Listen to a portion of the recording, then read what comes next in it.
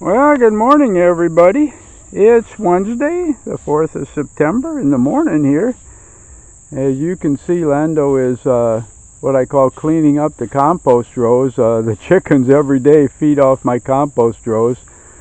So about the first thing in the morning when he gets here, he always re-rakes up around the rows. But as you can see here, the banana field that was literally destroyed by the drought over the course of the last year or so has been replanted.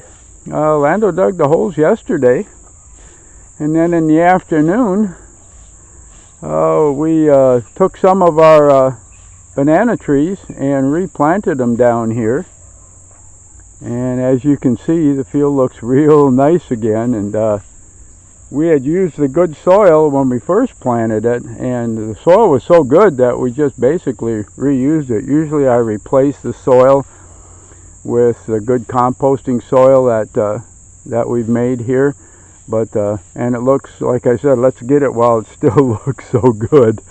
And but that was a part of our big job yesterday. And this morning I've been replanting some okra and some eggplants in my garden field over here, and we'll kind of walk over here and take a look. But what I do is I'll put a small stake down, and then on either, and then space the plants, and then on either side of the stake I'll put a seed down. And then when the plants come up, and you got at least 4 to 6 leaves on the plant before you try to transplant them, or they'll just be too young.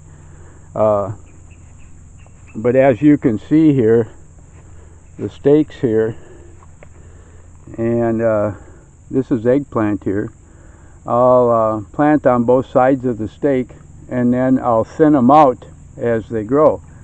And of course, a lot of the eggplant here is from Beth's garden, and I'm going to have to do how to basically start vegetables here in the Philippines, a nice video, because it makes all the difference in the world in that. But and I do the same with did the same with the okra here.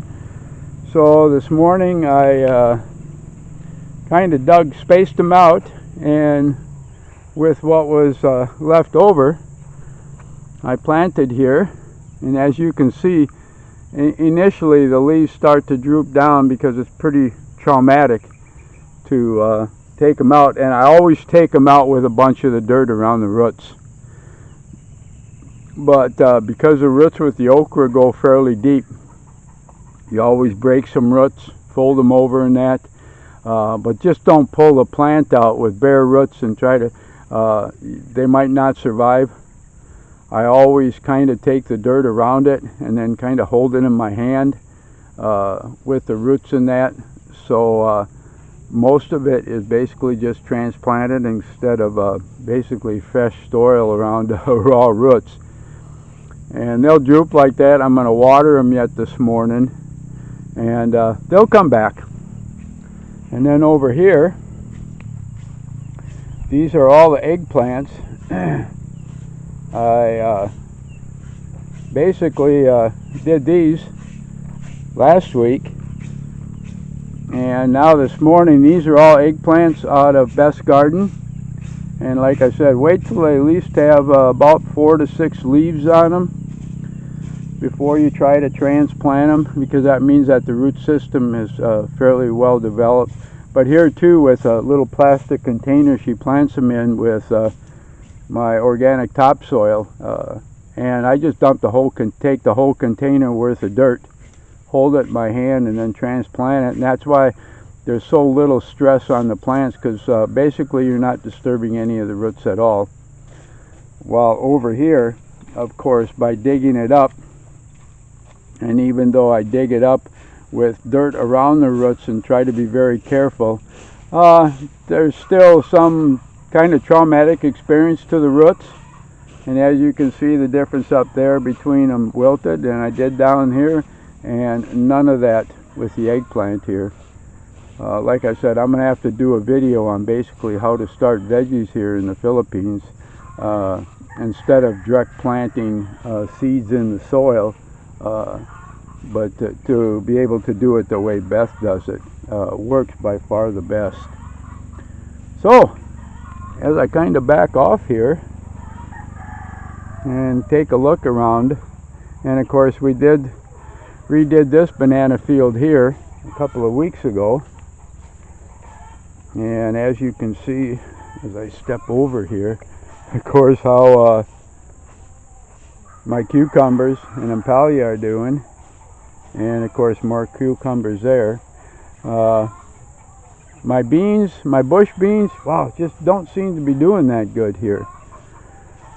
But we're working on weeding more of the soil here and building it up like I did on the top up here, and planting some tomatoes here. Like I said, within a week or two, the garden should be pretty full here of all the plantings.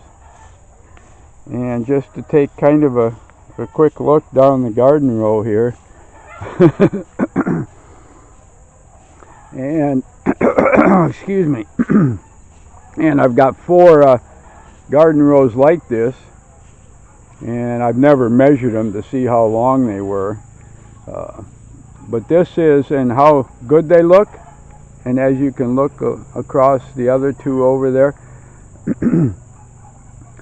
and how good the soil looks. And like I said, this is all clay, maybe an inch of kind of topsoil on top, but as soon as you dig down into it, boy, it's more clay than topsoil.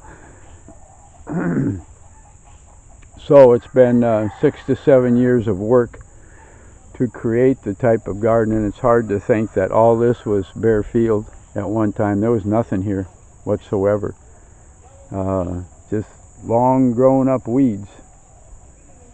So I'm going to let you all go here. I just wanted to bring you up to date on what we've been doing with the garden here. It seems to be overcast skies again, so it's a whole lot cooler, and I need to get at watering what I replanted here. That kind of gives them a boost right away, so that if the sun does pop out, they've got some water and that right away. So from the back of the camera here, everybody have a good day, and wow, what a blessing that Beth and I have with our trees, our garden, everything. It's taken a lot of hard work, but in the end I can only look at all of it and say how we've been absolutely blessed by everything that we have. And so I sincerely hope God blesses you also.